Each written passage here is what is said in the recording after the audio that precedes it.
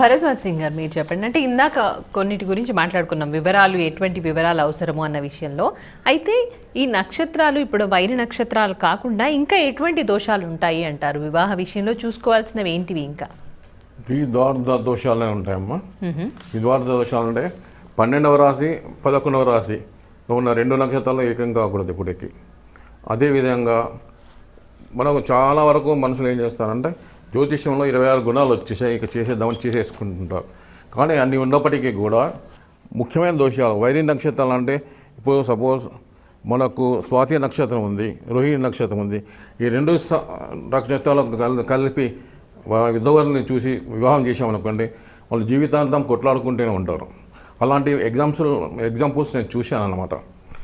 అంటే అలాగే శతతార ఉంది, శతభిషం, మరియు హస్త నక్షత్రం ఉంది.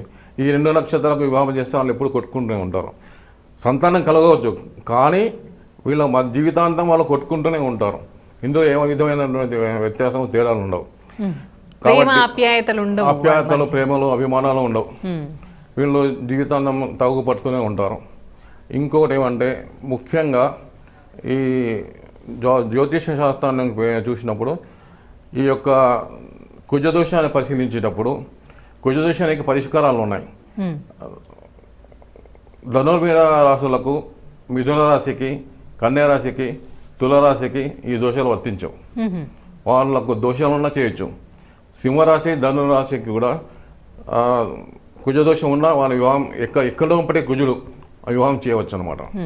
అలాంటి చాలామందికి అపోహలు ఉన్నాయి. కుజదోషం అనే కానీ భయపడి వెనక్కి వెళ్ళిపోతుంటారు. కుజదోషం అనే గురించి కరెక్ట్గా పరిశీలన చేసి సరైన అవగాహన కల్పించుకొని వివాహాలు చేయాలి. ఓకే.